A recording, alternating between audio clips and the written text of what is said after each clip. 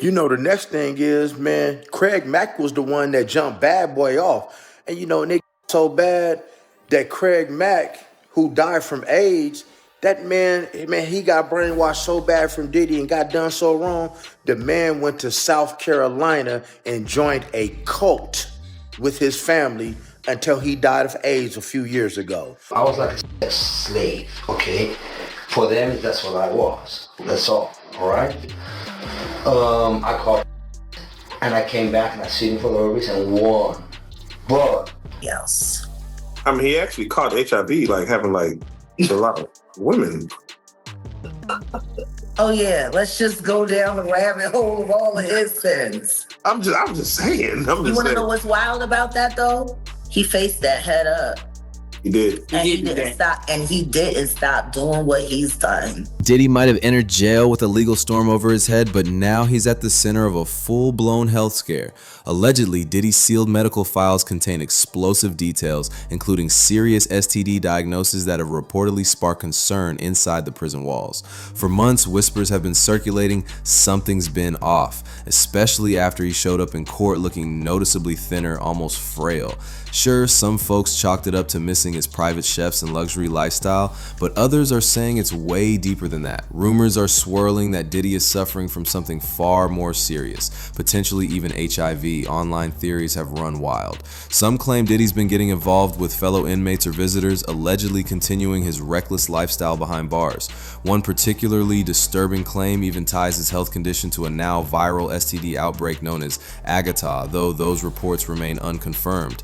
And when you look at the history, the secret parties, the NDAs, the male escorts, the private jets packed with guests, and the infamous freak-offs, the speculation starts to make sense. This wasn't just about indulgence, it was chaos with no boundaries. Let's not forget when the feds raided his homes and discovered nearly 1,000 bottles of baby oil, but not a single sign of protection. No condoms, no safety protocols, just oil, secrecy, and raw encounters. Now behind bars, the consequences of all that recklessness may finally be catching up to him, and it's got everyone around him on edge. And they seized cases and cases of the kinds of personal lubricant and baby oil that Combs' staff allegedly used to stock hotel rooms for the freak-offs. More than 1,000 bottles altogether. Now people are calling those infamous freak-off parties exactly what they were, disease factories. In the aftermath, it's starting to hit hard. Multiple women have come forward claiming they contracted herpes from men linked directly to Diddy's inner circle. The dots are connecting and it's not looking good. Then came the bombshell. Jaguar Wright just poured gasoline on the fire during a jaw-dropping interview with Real Life Productions. She didn't bite her tongue for a second. According to her, Diddy hasn't just been dealing with a health issue, he's allegedly been battling HIV for a while. And he's not alone. Jaguar claims there's a list of 20 major industry names, all walking around infected, all still playing the game like nothing's wrong. And she says she's got those names locked and loaded, saving them for her own show. According to her, this is way bigger than just Diddy. This is a whole epidemic the industry is keeping under wraps, and she's promising to blow it wide open. Could have that opportunity just like everybody else. I mean, he actually caught HIV, like having like a lot of women. Oh yeah, let's just go down the rabbit hole of all of his sins. I'm just saying. You want to know what's wild about that though? He faced that head up. He did. And he didn't stop doing what he's done. He an advocate. Now he did do that. And period. Listen to me. He faced that head up. How many dudes is running around undetectable? G. Come on. In the game. Now, every celebrity who's ever been close to Diddy is getting a serious side eye, and one name that keeps floating to the top is Usher. Why? Because the connection goes way back, and the rumors, they're not new. Let's not forget, there are actual lawsuits and reports accusing Usher of knowingly infecting partners with STDs. And with his long history with Diddy, people are starting to connect dots all over again. Usher once told Howard Stern about living with Diddy in NYC when he was just 13 years old. At the time, he made it sound like a wild, glamorous coming-of-age story. He said, "I moved in with Puff." But looking back now, that whole situation hits different. What was really going on behind closed doors, and how deep do these connections run? To New York City. and I lived with Sean Puffy Combs for a year. That's the crazy thing. Now, that was L.A. Reid's idea, right? We're sending you New over York to something City. called Puffy Flavor Camp. There you go. To learn Flavor Camp. Yeah, Flavor that's what it Camp. was called. And you're going to go to Puff Daddy's. He's going In the 90s, do you understand what that's like? Puffy's place was like just filled with chicks and like nonstop, right? No, not really. I mean, but hey, it was curious. I got a chance to see some things. But then he got weird about it as the convo went on, said it was a very curious environment and that he wouldn't let his kids near such events. I don't know if I could indulge and understand what I was even looking at. Would you ever send your kid to Puffy Camp? Hell no. See? If something twisted really went down back then, and if Diddy has been battling an STD, then Usher might be sitting on more than just old memories. Let's not forget, Usher's been hit with lawsuits accusing him of knowingly passing herpes to 2 women and 1 man back in 2018. That alone had folks raising eyebrows, but now, with all the noise surrounding Diddy, people are revisiting the connections. One name that most people brushed off at first is resurfacing: Jonathan Auty, a former adult film actor. He made headlines after going off the rails and shooting up Trump's Doral resort. At the time, no one could figure out what triggered the breakdown until he started naming names.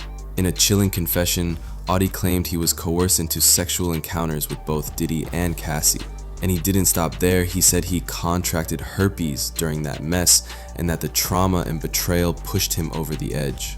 Now that the spotlight is back on Diddy and his dark web of connections, stories like Auty's are starting to make more sense, and people are finally paying attention. I was like a slave, okay?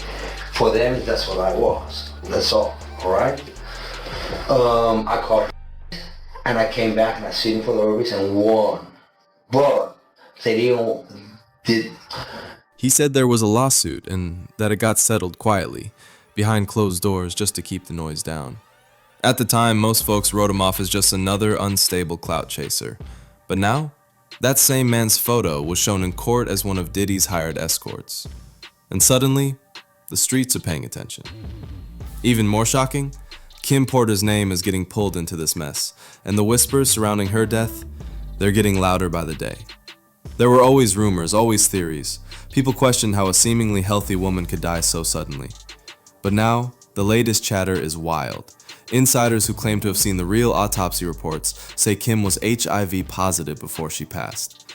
Now, we don't know how legitimate those claims are, but that's what's being said. And let's not forget, Kim wasn't just some ex.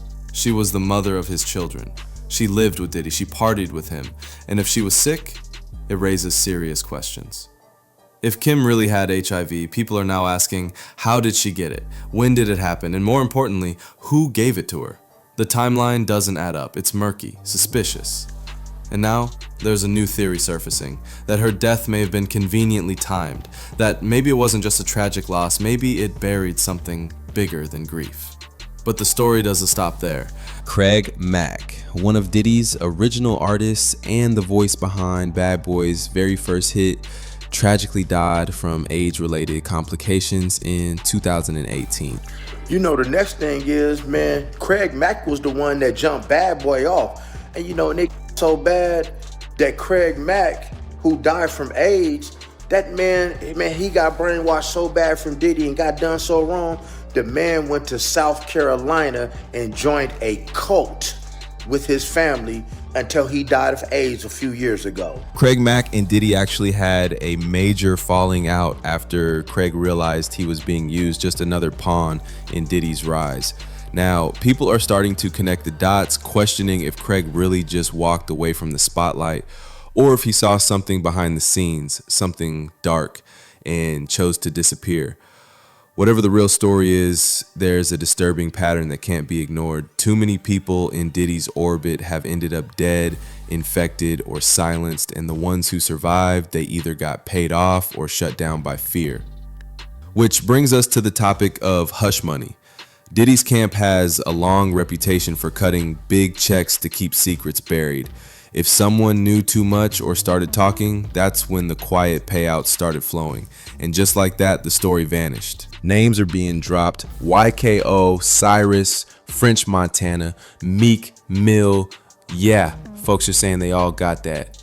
Don't speak payment. And when you stop digging, it ain't so far-fetched. You remember when Lil Rod exposed some Philly rapper who used to date Nicki Minaj, everyone knew he was talking about Meek Mill. He just didn't say the name. Then Meek jumped online and confirmed it with a tweet where he said, "My voice is so powerful as a black man from the ghetto worldwide, they want it gone. I'm a real king, straight out the trenches under control of no human. They learned how to damage, can't stop us of brands from bots and campaigns like politicians." He even claimed he'd pay $100,000 for an investigation into who was behind the smear. But folks weren't buying it, calling it damage control. Then out of nowhere, a video drops of Meek poolside with Diddy looking cozy. Hey, what's up, King Son? I'm trying to enjoy this life. Man, you doing it, man. You deserve it, Daddy. You putting in that work. Proud of you. I love you. I appreciate it. Love you too, man. Yeah. Then things got even wilder. One of Diddy's former bodyguards leaked an audio clip that allegedly caught Diddy and Meek Mill in some very intimate vibes.